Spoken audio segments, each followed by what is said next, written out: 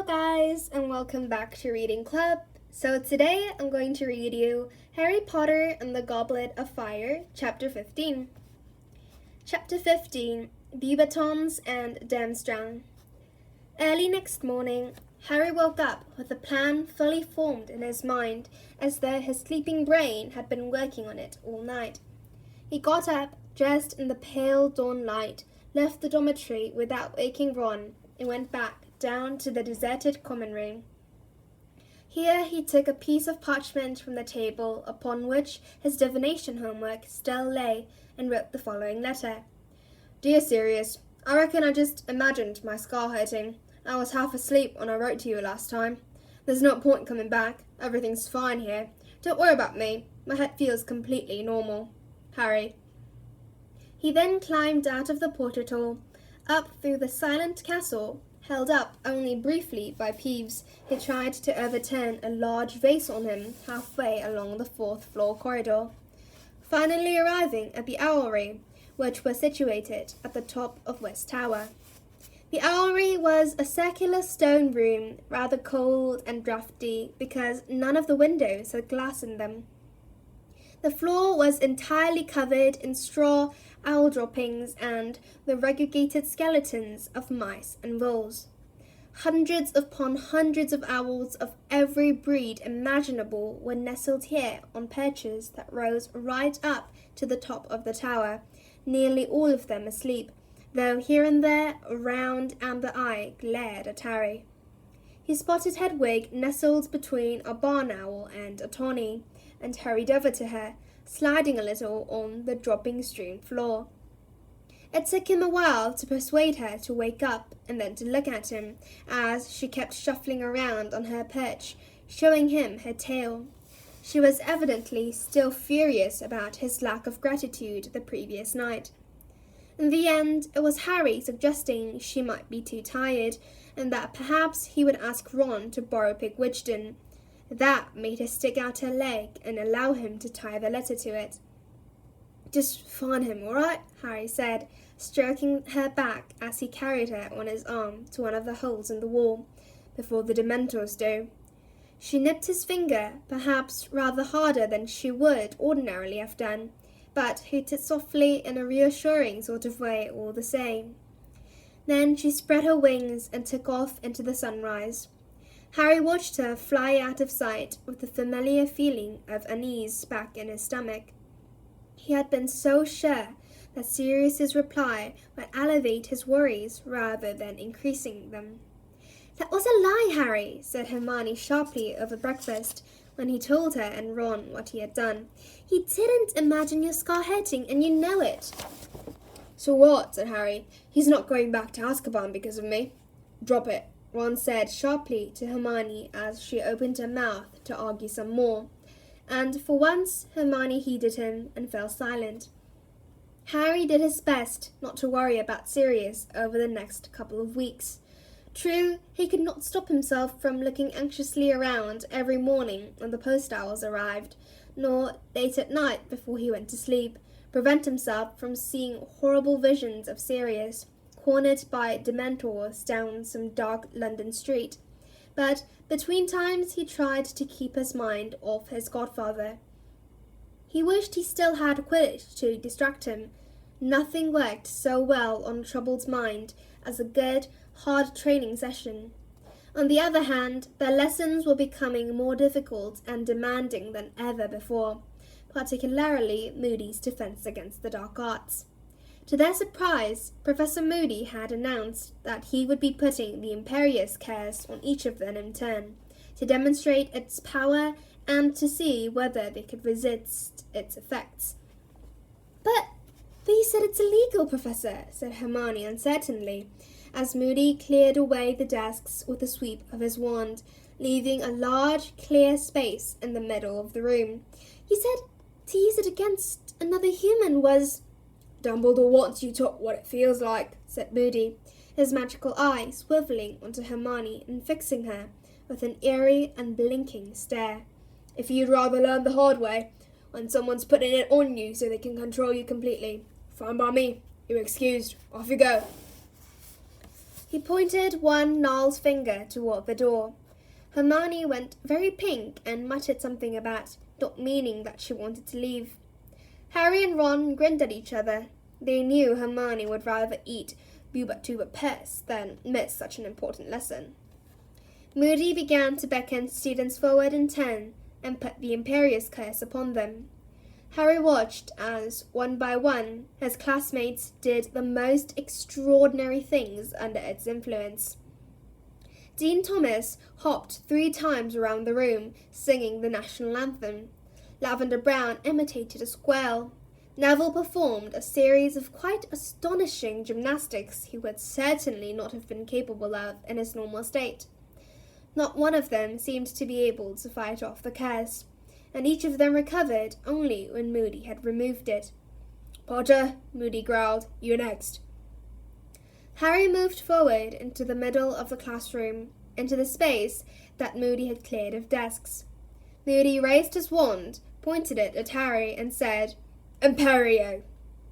It was the most wonderful feeling. Harry felt a floating sensation as every thought and worry in his head was wiped gently away, leaving nothing but a vague, untraceable happiness. He stood there, feeling immensely relaxed, only dimly aware of everyone watching him. And then he heard Mad-Eye Moody's voice echoing in some distant chamber of his empty brain. "Jump onto the desk! Jump onto the desk!" Harry bent his knees obediently, preparing to spring. Jump onto the desk. Why, though? Another voice had awoken in the back of his brain. "Stupid thing to do, really," said the voice. "Jump onto the desk." "No, I don't think I will, thanks," said the other voice, a little more firmly. "No, I don't really want to." "Jump now!" The next thing Harry felt was considerable pain. He had both jumped and tried to prevent himself from jumping. The result was that he'd smashed headlong into the desk, knocking it over, and, by the feeling in his legs, fractured both his kneecaps. "Now that's more like it," growled Moody's voice.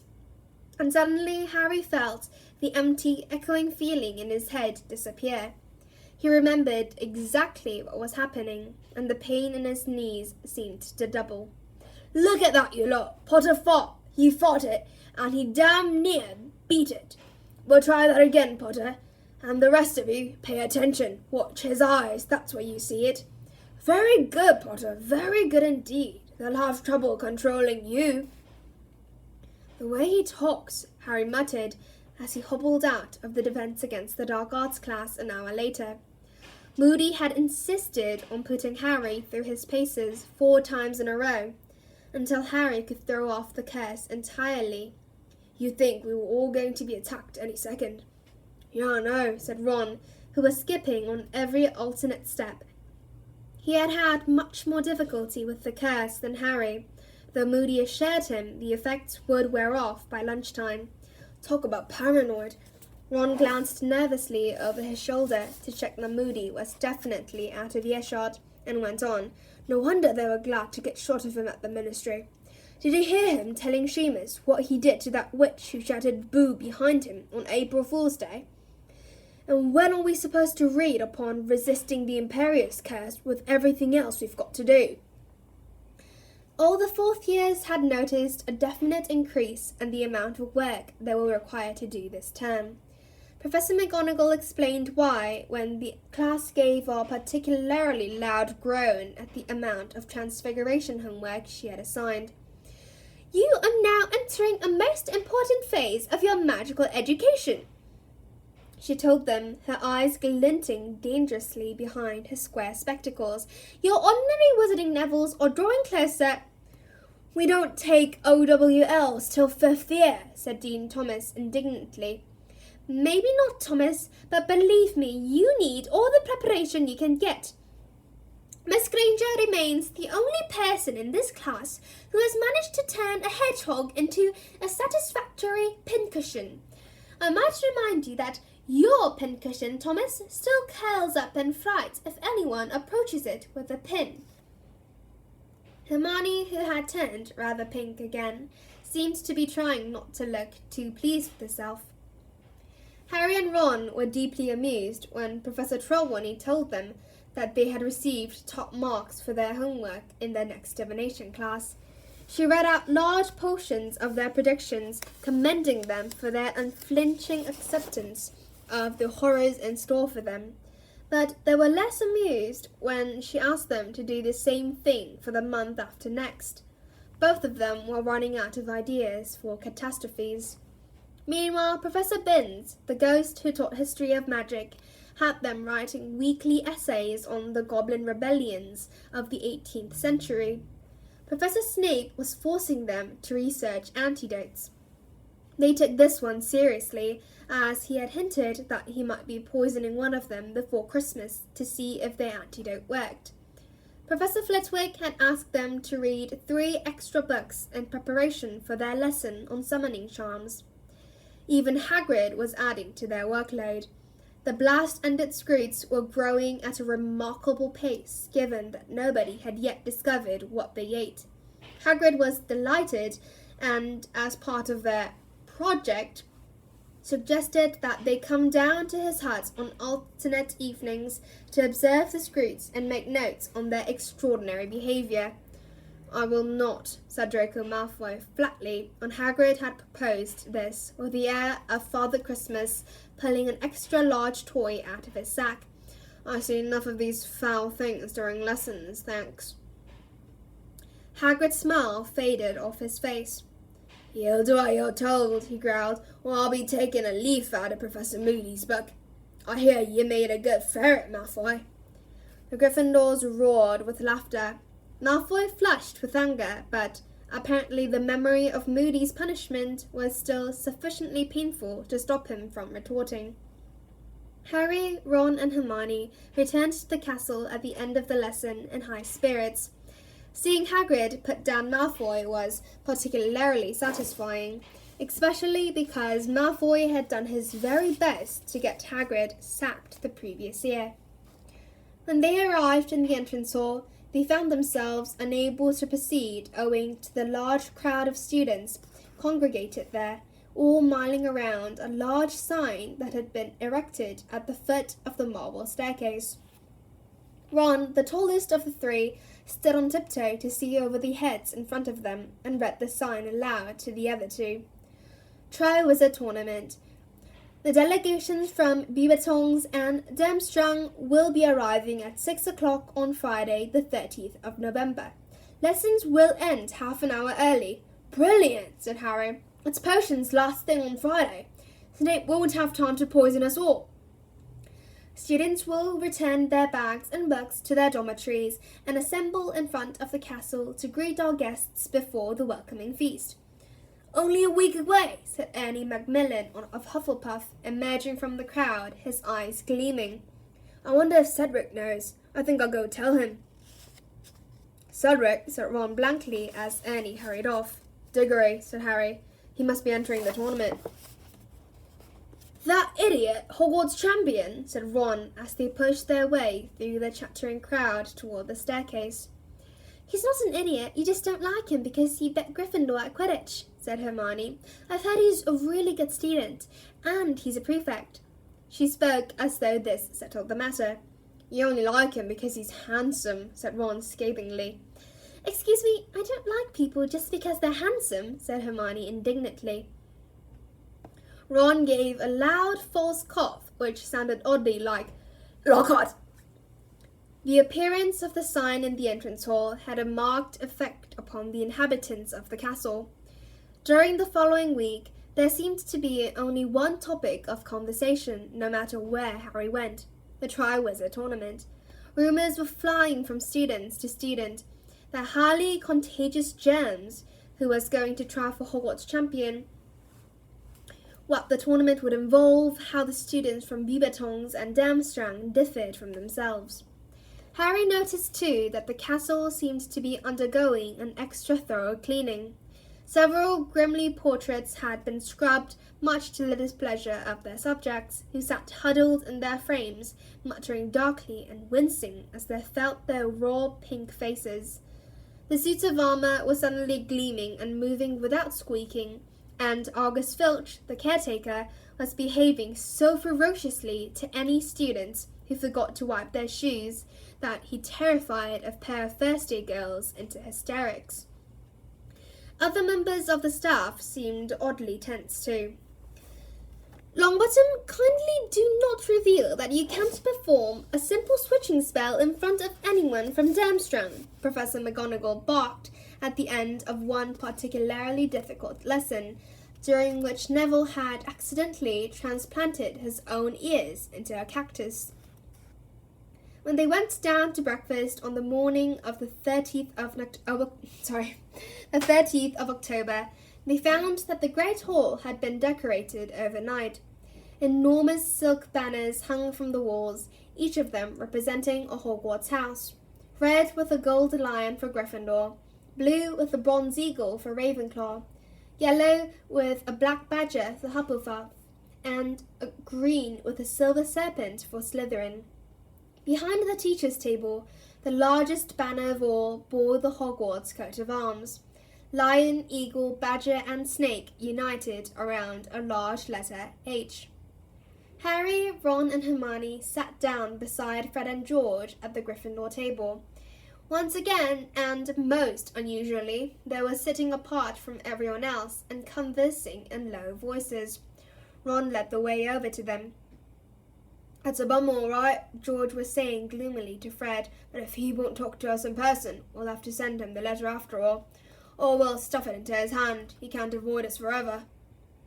"Who's avoiding you?" said Ron, sitting down next to them. "Wished you would," said Fred, looking irritated at the interruption. "What's a bum at?" Ron asked George. "Having a nosy git like you for a brother," said George. "You two got any ideas on the Triwizard Tournament yet?" Harry asked.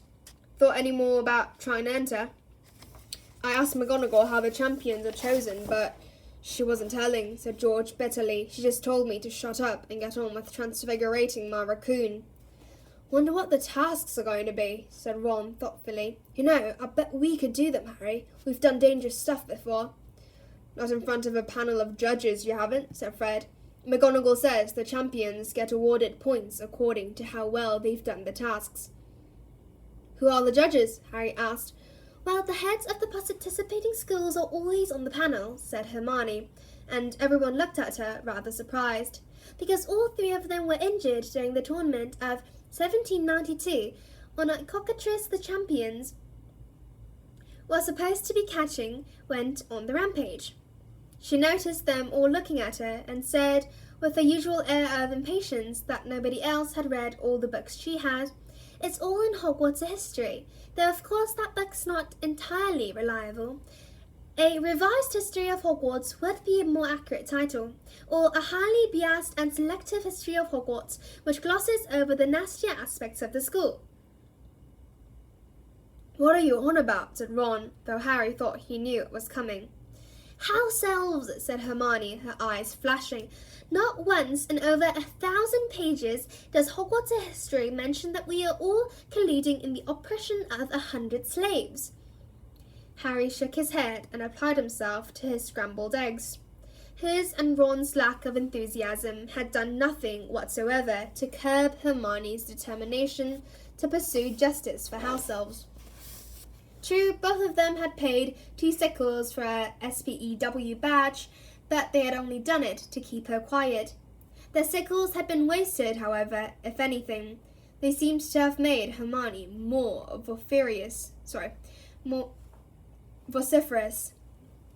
She had been badgering Harry and Ron ever since, first to wear the badges, then to persuade others to do the same, and she had also taken to rattling around the Gryffindor common room every evening, cornering people and shaking the collecting tin under their noses. "Do you realize that your sheets are changed, your fires lit, your classrooms cleaned, and your food cooked by a group of magical creatures who are unpaid and enslaved?" she kept asking fiercely. Some people, like Neville, had paid just to stop Hermione from glowering at them. A few seemed mildly interested in what she had to say, but were reluctant to take a more active role in campaigning. Many regarded the whole thing as a joke. Ron now rolled his eyes at the ceiling, which was flooding them in autumn sunlight, and Fred became extremely interested in his bacon. Both twins had refused to buy an SPEW badge. George, however, leaned in toward Hermione. "Listen, have you ever been down in the kitchens, Hermione?" "No, of course not," said Hermione curtly. "I hardly think students are supposed to—" "Well, we have," said George, indicating Fred. "Loads of times to nick food, and we've met them, and they're happy. They think they've got the best job in the world." "That's because they're uneducated and brainwashed," Hermione began hotly, but her next few words were drowned out by the sudden whooshing noise from overhead, which announced the arrival of the post owls. Harry looked up at once and saw Hedwig soaring toward him. Hermione stopped talking abruptly. She and Ron watched Hedwig anxiously as she fluttered down onto Harry's shoulder, folded her wings, and held out her leg warily. Harry pulled off Sirius's reply and offered Hedwig his bacon rinds, which she ate gratefully. Then, checking that Fred and George were safely immersed in farther discussions about the Triwizard Tournament, Harry read out Sirius's letter in a whisper to Ron and Hermione. "Nice try, Harry. I'm back in the country and well hidden. I want you to keep me posted on everything that's going on at Hogwarts. Don't use Hedwig. Keep changing owls, and don't worry about me. Just watch out for yourself. Don't forget what I said about your scar. Sirius." "Why do you have to keep changing owls?" Ron asked in a low voice. "Hedwig will attract too much attention," said Hermione at once. "She stands out, a snowy owl that keeps returning to wherever he's hiding. I mean, they're not native birds, are they?" Harry rolled up the letter and slipped it inside his robes, wondering whether he felt more or less worried than before. He supposed that Sirius managing to get back without being caught was something. He couldn't deny either that the idea that Sirius was much nearer was reassuring. At least he wouldn't have to wait so long for a response every time he wrote. "Thanks, Hedwig," he said, stroking her. She hooted sleepily, dipped her beak briefly into his goblet of orange juice, then took off again, clearly desperate for a good, long sleep in the owlery. There was a pleasant feeling of anticipation in the air that day. Nobody was very attentive in lessons, being much more interested in the arrival that evening of the people from Beauxbatons and Durmstrang. Even potions was more bearable than usual, but as it was half an hour shorter. When the bell rang early, Harry, Ron, and Hermione hurried up to Gryffindor Tower, deposited their bags and books as they had been instructed, pulled on their cloaks, and rushed back downstairs into the entrance hall. The heads of houses were ordering their students into lines. "Weasley, straighten your hair!" Professor McGonagall snapped at Ron. "Miss Patel, take that ridiculous thing out of your hair!" Parvati scowled and removed a large ornamental butterfly from the end of her plate. "Follow me, please," said Professor McGonagall. "First years in front, no pushing." They filed down the steps and lined up in front of the castle. It was a cold, clear evening. Dusk was falling, and a pale, transparent-looking moon was already shining over the Forbidden Forest. Harry, standing between Ron and Hermione in the fourth row from the front, saw Dennis Creevey positively shivering with anticipation among the other first years. "Nearly 6, said Ron, checking his watch and then staring at the drive that led to the front gates. "How do you reckon they're coming? The train?" "I doubt it," said Hermione. "How then? Broomsticks?" Harry suggested, looking up at the starry sky. "I don't think so, not from that far away." "A portkey," Ron suggested. "Or they could apparate. Maybe you're allowed to do it under 17, wherever they come from." "You can't apparate inside the Hogwarts grounds. How often do I have to tell you?" said Hermione impatiently. He scanned the darkening grounds excitedly, but nothing was moving. Everything was still, silent, and quite as usual. Harry was starting to feel cold. He wished they'd hurried up. Maybe the foreign students were preparing a dramatic entrance. He remembered what Mr. Weasley had said back at the campsite before the Quidditch World Cup. "Always the same. We can't resist showing off when we get together." And then Dumbledore called out from the back row where he stood with the other teachers. "Aha! Unless I am very much mistaken, the delegation from Beauxbatons approaches." "Where?" said many students eagerly, all looking in different directions. "There!" yelled a sixth year, pointing over the forest. Something large, much larger than a broomstick, or indeed 100 broomsticks, were hurtling across the deep blue sky toward the castle, growing larger all the time. "It's a dragon!" shrieked one of the first years, losing her head completely. "Don't be stupid, it's a flying horse," said Dennis Creevy. Dennis's guess was closer, as the gigantic black shape skimmed over the treetops of the forbidden forest, and the lights shining from the castle windows hit it. They saw a gigantic powder blue horse-drawn carriage the size of a large house soaring towards them, pulling through the air by a dozen winged horses, all voluminous and each the size of an elephant. The front 3 rows of students drew backward as the carriage hurtled even lower, coming in to land at a tremendous speed. Then, with an almighty crash that made Neville jump backward over a Slytherin 5th year's foot, the horse's hooves, larger than dinner plates, hit the ground. A second later, the carriage landed too, bouncing upon its vast wheels, while the golden horses tossed their enormous heads and rolled large, fiery red eyes. Harry just had time to see that the door of the carriage bore a coat of arms, 2 crossed golden wands, each emitting 3 stars, before it opened. A boy in pale blue robes jumped down from the carriage, bent forward, fumbled for a moment with something on the carriage floor, and unfolded a set of golden steps. He sprang back respectfully. Then Harry saw a shining, high-heeled black shoe emerging from the inside of the carriage, a shoe the size of a child's sled, followed almost immediately by the largest woman he had ever seen in his life. The size of the carriage and the horses was immediately explained. A few people gasped. Harry had only ever seen one person as large as this woman in his life, and that was Hagrid. He doubted whether there was an inch difference in their heights. Yet somehow, maybe simply because he was used to Hagrid, this woman, now at the foot of the steps and looking around at the waiting, wide-eyed crowd, seemed even more unnaturally large. As she stepped into the light flooding from the entrance hall, she was revealed to have a handsome, olive-skinned face, large, black, liquid-looking eyes, and a rather beaky nose. Her hair was drawn back in a shining knob at the base of her neck. She was dressed from head to foot in black satin, and many magnificent opals gleamed at her throat and on her thick fingers. Dumbledore started to clap. The students, following his lead, broke into applause too, many of them standing on tiptoe, the better to look at this woman. Her face relaxed into a gracious smile, and she walked forward toward Dumbledore, extending a glittering hand. Dumbledore, though tall himself, had barely to bend to kiss it. "My dear Madame Maxim," he said, "welcome to Hogwarts." "Dumbledore," said Madame Maxim in a deep voice, "I hope I found you well?" "In excellent form, I thank you," said Dumbledore. "My pupils," said Madame Maxim, waving one of her enormous hands carelessly behind her. Harry, whose attention had been focused completely upon Madame Maxim, now noticed that about a dozen boys and girls, all, by the looks of them, in their late teens, had emerged from the carriage and were now standing behind Madame Maxim.